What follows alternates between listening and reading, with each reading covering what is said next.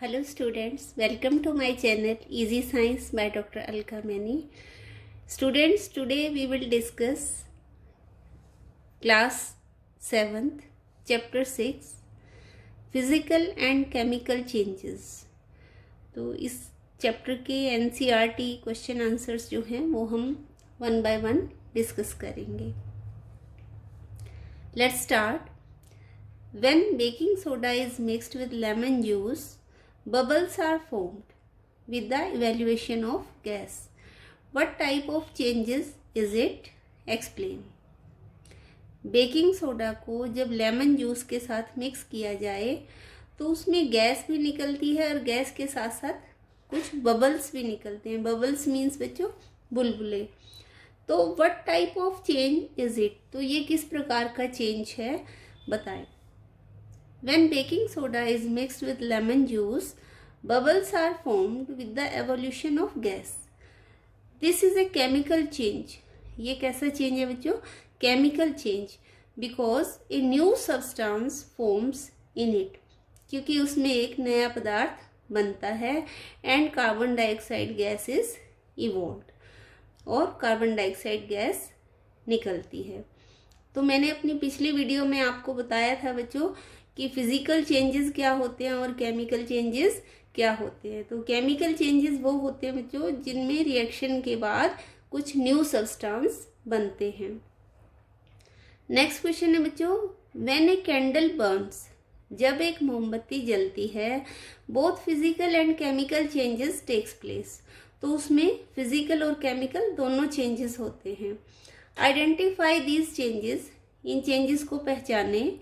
Give another example of familiar process in which both the chemical and physical changes takes place. और इसी तरह का एक और एग्जाम्पल दें जिसमें कि केमिकल और फिजिकल चेंज हो रहा हो. Before the burning of candle, candle के जलने से पहले, first of all the wax melt. तो क्या होता है? वैक्स जो है वो मेल्ट करना शुरू करता है. Then it burns forming the vapours. और मेल्ट होने के बाद ये वैक्स जो है ये जलना शुरू करता है और क्या बनाता है? वेपर्स. इन दिस प्रोसेस, इस प्रोसेस में melting of wax is a physical change. Wax का मेल्ट होना फिजिकल चेंज है क्योंकि आप देखते हो कि जब एक कैंडल जलती है तो उसमें वैक्स मेल्ट होकर और कुछ देर बाद जब नीचे गिरता है तो वो फिर से सॉलिड फॉर्म में आ जाता है. इस तरह से वो वैक्स का वैक्स ही रह गया, पहले मेल्ट हुआ और फिर से वापस वो सॉलिड फॉर्म में आ गया. तो इसलिए ये कैसा चेंज है? Physical change. Because wax can be turn into solid state again. There does not form any new substance in this. और इसमें कोई भी नया सब्सटेंस नहीं बना. When the vapours of wax burns, जब वैक्स के वेपर्स जलते हैं, then smoke and carbon dioxide gas are produced. तो धुआं और कार्बन डाइऑक्साइड गैस प्रोड्यूस होते हैं. विच आर न्यू सब्सटेंसेस, जो कि नए पदार्थ हैं. Hence it is a chemical change. इसलिए ये एक केमिकल चेंज है. In the torch of dry cells, आपने टॉर्च देखी है बच्चों और उसमें ड्राई सेल्स यूज होते हैं. The lightning of bulb is another example in which both kinds of changes, physical and chemical, takes place. तो जब वो बल्ब जलता है तो वो भी एक तरह का ऐसा एग्जाम्पल है जिसमें फिजिकल और केमिकल चेंजेस होते हैं. Because lightning and quenching of bulb is a physical change. क्योंकि इसमें कोई भी नया सब्सटेंस नहीं बनता. The production of electricity in dry cells takes place from the chemical substance present in it. जबकि जो इलेक्ट्रिसिटी प्रोड्यूस हो रही है ड्राई सेल में वो किस कारण से है? क्योंकि ड्राई सेल के अंदर जो केमिकल सब्सटेंस प्रेजेंट है उनमें रिएक्शन हो रही है और रिएक्शन होने के कारण इलेक्ट्रिसिटी प्रोड्यूस हो रही है and it is a chemical change. इस तरह हमने देखा एक टॉर्च में दोनों तरह के चेंज आ रहे हैं, फिजिकल भी और केमिकल भी. नेक्स्ट क्वेश्चन इज बच्चों, how would you show that setting of curd is a chemical change. कि setting of curd means दूध से दही का बनना, इसे एक टर्म में हम यूज करते हैं setting of curd. तो क्या दूध से दही का बनना एक केमिकल चेंज है? When milk is left for some hours after adding some sour substance, जब दूध में कोई खट्टा पदार्थ डालकर उसे कुछ घंटों के लिए छोड़ दिया जाए तो वो दही में बदल जाता है. But curd can not be change again into milk through any change. परंतु दही से वापस दूध में नहीं चेंज किया जा सकता. Because curd is a different substance than milk, क्योंकि कर्ड जो है वो मिल्क से बिल्कुल अलग पदार्थ है. Hence setting of curd is a chemical change. इस तरह से दही का जमना एक केमिकल चेंज है. Next question, explain why burning of wood and cutting into small pieces are considered as two different types of changes. बताएं कि क्या लकड़ी का जलना और लकड़ी को छोटे छोटे पीसेस में काटना दोनों अलग अलग टाइप के चेंज हैं. Burning of wood causes smoke and formation of ash. तो वुड के जलने से क्या प्रोड्यूस होता है बच्चों? धुआं और ऐश बनती है. ऐश मीन्स राख. The properties of wood are change and new substances are formed. इस प्रकार जो लकड़ी के गुण हैं वो बदल जाते हैं और नए पदार्थ बनते हैं. Hence burning of would is a chemical change. इस तरह से लकड़ी का जलना एक रासायनिक परिवर्तन है. But when the logs of wood are cut into small pieces, परंतु जब लकड़ी को छोटे छोटे टुकड़ों में काटा जाए, its properties do not change. तो उसकी प्रॉपर्टीज में कोई चेंज नहीं आएगा. वो बड़ा पीस था लकड़ी का और अब काट कर उसको छोटे छोटे पीसेस में कट कर दिया. And no new substances is formed. और कोई भी नए पदार्थ नहीं बनते. Hence cutting of logs of wood into small pieces is a physical change. इस तरह से लकड़ी के गट्ठे को छोटे छोटे पीसेस में काटना फिजिकल चेंज है. Thus burning of wood and cutting of it into small pieces are two different changes.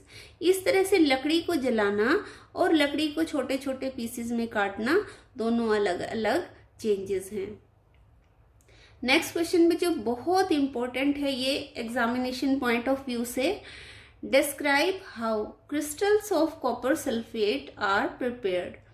बताएं कि कैसे कॉपर सल्फेट के क्रिस्टल बनाएंगे. Take a cup full of water in a beaker. एक बीकर लेते हैं हम और उसमें 1 कप पानी डालेंगे. Add few drops of dilute sulphuric acid. और उसमें कुछ बूंदें सल्फ्यूरिक एसिड की डालेंगे. सल्फ्यूरिक एसिड का फॉर्मूला आपको याद कर लेना है बच्चों, H2SO4, dilute sulphuric acid. Heat the water. अब इस पानी को हम गर्म करेंगे. When it starts boiling, जब ये बॉयल होना स्टार्ट हो जाए, add copper sulphate powder slowly. और इसमें धीरे धीरे हम कॉपर सल्फेट पाउडर, नीले रंग का होता है बच्चों कॉपर सल्फेट पाउडर, और इसका फॉर्मूला भी आपको याद करना है CuSO4 कॉपर सल्फेट पाउडर की फॉर्म में थोड़ा थोड़ा डालेंगे. While stirring continuously. और साथ साथ इसे हिलाते भी रहेंगे. Continue adding copper sulphate powder. लगातार कॉपर सल्फेट पाउडर इसमें डालते रहें और हिलाते रहें टिल, जब तक no more powder can be dissolve, जब तक इसमें और ज्यादा पाउडर घुलना बंद न हो जाए. Now filter the solution. अब इसे फिल्टर कर लेंगे. फिल्टर पेपर की हेल्प से, फनल की हेल्प से इसको छान लेंगे. Allow it to cool. अब जो फिल्ट्रेट बचा है बच्चों, उस फिल्ट्रेट को हम छान लेंगे और उसे ठंडा होने देंगे. व्हेन सॉल्यूशन इज कूलिंग, जब ये सॉल्यूशन ठंडा हो रहा हो, डोंट डिस्टर्ब इट. तो इसे बिल्कुल भी नहीं छेड़ना है, हिलाना नहीं है, इसे डिस्टर्ब नहीं करना है. यू विल सी, तो आप देखेंगे दैट ऑन कूलिंग, ठंडा होने पर crystals of copper sulphate will settle at the bottom of the beaker. Beaker के जो बिल्कुल तली में, बॉटम में आप क्या देखेंगे कि कॉपर सल्फेट सॉल्यूशन के जो कॉपर सल्फेट के जो क्रिस्टल्स हैं वो बन गए हैं। ये बहुत सुंदर क्रिस्टल बनते हैं। जब आप स्कूल में आएंगे और स्कूल में आप देखेंगे अपनी लैब के अंदर ये प्रैक्टिकल आप करेंगे तो आपको बहुत अच्छा महसूस होगा। इसी तरह आप जनरल भी आप देख सकते हो, इसे घर में भी करके देख सकते हो बच्चों। अगर आप इसी तरह 1 कप वाटर लें और उसमें नमक को या चीनी को आप डालते रहें और घोलते रहें, तब तक घोलते रहें जब तक कि उसमें और चीनी या और नमक घुलना बंद ना हो जाए।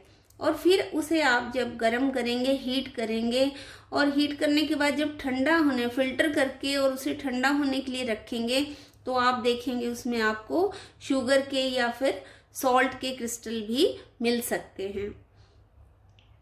Explain how painting of an iron gate prevent it from rusting. आप ये समझाएं कि किस तरह से लोहे के गेट को पेंट करके हम रस्टिंग होने से बचा सकते हैं, जंग लगने से बचा सकते हैं। We know that for rusting of iron, लोहे पर जंग लगने के लिए देखा होगा आप सभी ने, लोहे की सभी चीजें खासकर बारिश के दिनों में उनमें एक ब्राउन कलर की लेयर आ जाती है ऊपर, वो क्या होता है बच्चों, रस्ट।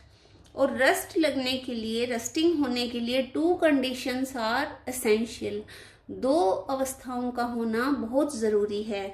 कौन कौन सी? एक तो प्रेजेंस ऑफ ऑक्सीजन और दूसरा ह्यूमिडिटी।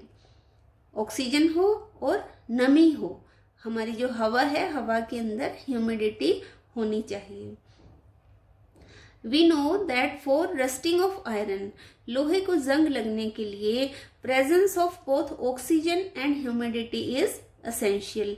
तो ऑक्सीजन और ह्यूमिडिटी दोनों का होना बहुत ज़रूरी है। एसेंशियल मीन्स आवश्यक है। When the iron gates get painted, जब लोहे के गेट को हम पेंट कर देते हैं, then the contact of air and humidity from the iron breaks. तो लोहे से हवा का और नमी का दोनों का संपर्क टूट जाता है, क्योंकि बीच में क्या आ जाती है बच्चों, पेंट की एक layer. Due to this iron gate prevented from rusting, इसी कारण से लोहे का जो गेट है वो जंग लगने से बच जाता है। नेक्स्ट क्वेश्चन है बच्चों, explain why rusting of iron object is faster in coastal areas than in desert. यह समझाएं कि क्यों कोस्टल एरियाज में रस्टिंग जो है वो आयरन के ऑब्जेक्ट्स पर तेजी से होती है, जबकि डेजर्ट में बहुत स्लो होती है। कोस्टल एरियाज कौन से होते हैं बच्चों? जो समुद्र के आसपास के एरियाज होते हैं, उनको कोस्टल एरियाज कहते हैं। और डेजर्ट मरुस्थल। इन द कोस्टल एरिया, समुद्र तटीय क्षेत्रों में, the quantity of humidity in air is more, due to which iron objects get run faster.